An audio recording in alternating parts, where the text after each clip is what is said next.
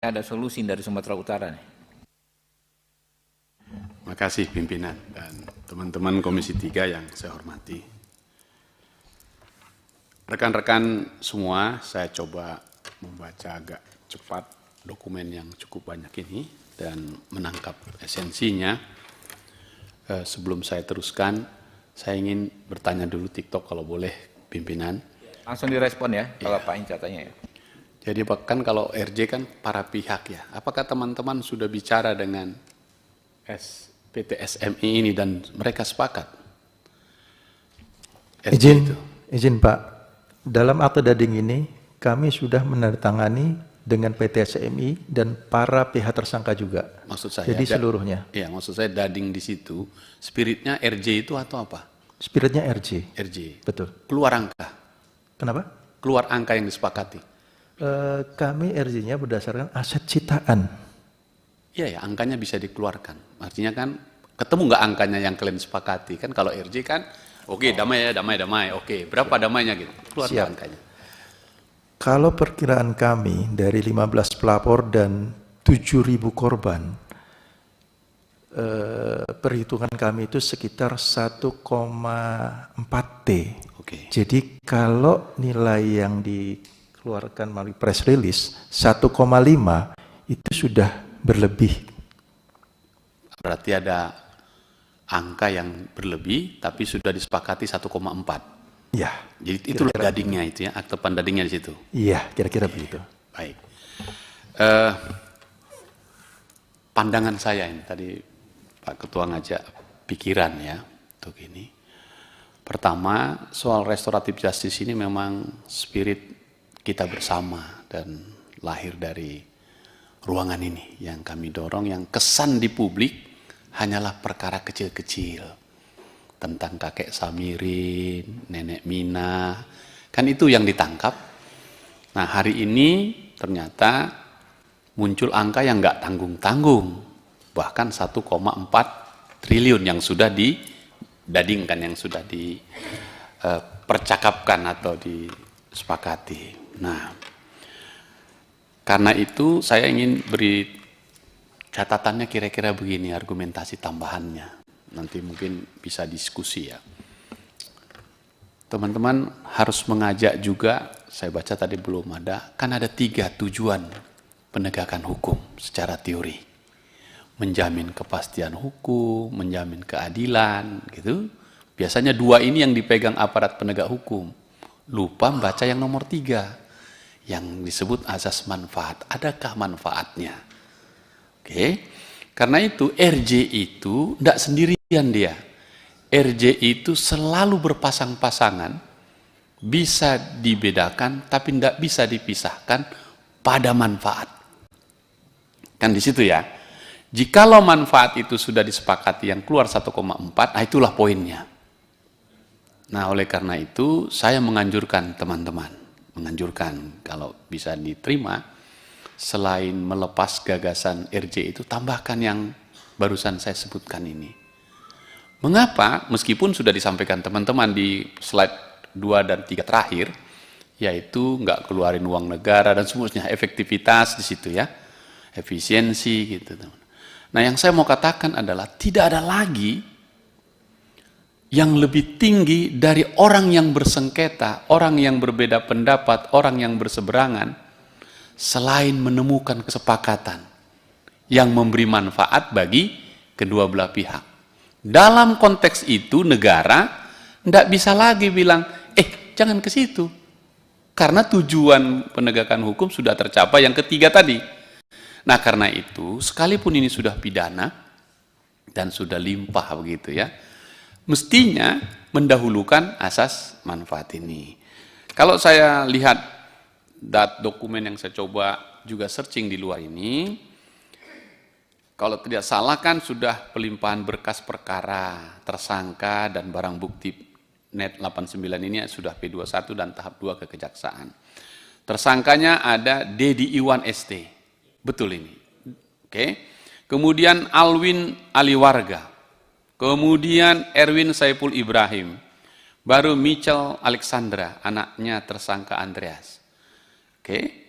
Tapi kemudian perkara belum bisa dilakukan RJ karena pelaku utama sampai sekarang belum hadir ke Indonesia. Betul ya? Oke. Karena masih ada 3 orang pelaku utama di luar negeri yang sudah diterbitkan red notice-nya. Kalau begitu RJ-nya belum bulat. Itu tadi maksud saya di akta pandading yang disepakati itu. Berarti masih ada 3 orang lagi yang belum memberikan kesepakatan atau duduk dalam RJ. Apa begitu maksudnya? Mohon dijawab dulu sebelum saya teruskan. Izin Bapak, 3 orang yang buron itu sudah diwakili oleh pihak tersangka dan melalui anaknya Michelle. Jadi Michelle sendiri sudah menandatangani terkait aset-aset sitaan yang diaktedadingkan. Gitu sekian. Apakah menurut teman-teman itu cukup sah? Karena 3 orang yang DPO ini, bagaimana si anaknya menerima kuasa itu untuk mewakili yang 3 itu? Jadi sepengetahuan kami dari pihak tersangka, ini sebenarnya yang bagus menjawab adalah pihak tersangka. Mungkin dari pihak SMI ada yang hadir? Ya, selamat siang Pak Hinca. Izin menjelaskan Pak mengenai hal tersebut. Semua restoratif justice sebenarnya yang kami sampaikan dari awal ini semuanya berinisiasikan dari hasil diskusi kami dengan teman-teman di pihak kepolisian Pak. Tidak mungkin kami bergerak tanpa adanya arahan dan bagaimana petunjuk pelaksanaannya Pak. Karena kami ini permohonan RJ yang kami sampaikan ini sudah yang kedua kalinya Pak. Yang pertama kalinya seperti disampaikan teman-teman tadi sudah tidak ada lagi. Itu kan clear ya. Itu clear, Pak. Yang saya mau kejar ini biar bulat dulu ini. Kemudian yang kedua, DPO ini, yang DPO. Iya, jadi karena memang hasil diskusi di dalam itu Pak adalah karena memang kami ingin segera mengembalikan kerugian kepada korban dan kami bisa mengembalikan dengan adanya dokumen-dokumen asli yang bernilai Pak terhadap aset tersebut, kami melakukan permohonan dengan menyertakan dokumen tersebut Pak. Dengan anaknya yang dimana hasil diskusi anak tersebut bisa Pak mewakili orang tuanya dan juga hasil dari aset-aset tersebut juga diketahui oleh banyak orang, lokasinya di mana, nilainya berapa, tinggal butuh dokumennya, permohonan kami serahkan semua Pak. Jadi kami berbesar hati untuk melaksanakan RJ ini yang kedua kalinya. Dengan tujuan korban segera mendapatkan pengembalian pulih lah itu ya Pak sifat haknya.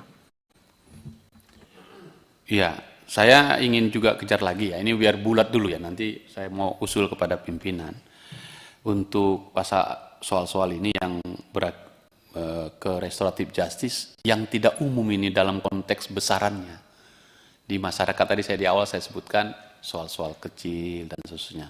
Padahal substansi RJ itu yang mengembalikan keadaan itu kepada semula kepada korban, dipenuhi hak-hak korban itu. Jadi volume atau kuantiti kerugian itu kecil besarnya menjadi variabel bebas yang sebenarnya tetap di koridor RJ. Itu pemahaman saya di situ dulu. Nah, yang saya masih mau kejar dulu sekali lagi siapa yang bisa jawab. Apakah memang DPO yang 3 ini memang betul-betul dia tidak lagi kembali, sebaliknya anaknya tadi berkomunikasi dengan yang 3 tadi sehingga dia dapat hak untuk mewakili yang 3 ini. Apakah begitu? Saya mohon penjelasan lagi. Ya, izin Pak, mengenai hal tersebut sebenarnya inisiasinya adalah karena timbulnya sprindik baru mengingat lamanya proses ini Pak, dan dianggapkan ini harusnya proses penyelesaiannya cepat Pak. Dan untuk yang pertama, untuk komunikasi itu kami tidak bisa menjawab Pak karena kami tidak tahu sama sekali. Yang kemudian hasil kenapa sih anaknya yang melakukan permohonan kami sebagai PH-nya, kami memang memegang kuasa penuh terhadap orang-orang yang DPO tersebut Pak, sebelum adanya DPO itu muncul. Tapi karena mengingat lamanya waktu penyelesaian terhadap perkara ini Pak, makanya muncullah permohonan RJ yang dilakukan oleh anaknya Pak. Dari situlah dasarnya sehingga para tersangka lainnya juga memiliki spirit yang sama, sehingga permohonan tersebut berbarengan semua dimasukkan Pak. Kira-kira begitu Pak. Iya, saya bergeser ke pimpinan. Kan ini soal pengetahuan hukum saja. Kenapa saya kejar yang 3 itu? Kalau istilahnya RJ itu bulat, ini masih lonjong dan petak-petak. Karena yang 3 itu tidak secara langsung memberikan atau persetujuannya itu. Saya yakin, seyakin-yakinnya teman-teman polisi atau penyidik masih tersangkut di 3 orang yang tidak secara langsung memberikan persetujuan. Saya coba baca perjanya peraturan kepolisian yang dibuat Kapolri, memang diminta harus langsung semua pihak yang terlibat itu memberi persetujuan. Kalau hasil pemahaman saya tentang itu. Tetapi yang 3 ini mestinya tidak menghalang-halangi mens rea atau niat baik atau niat kita untuk menyelesaikan masalah ini. Karena itu pimpinan, usul saya agar dalam kesempatan berikut penegak hukum baik kepolisian dan kejaksaannya kita undang di sini untuk memberi dorongan agar RJ yang mulia ini jangan tertahan hanya karena perkapnya tadi tidak mengharuskan 3 orang yang sedang DPO ini harus hadir gitu. Terima kasih pimpinan.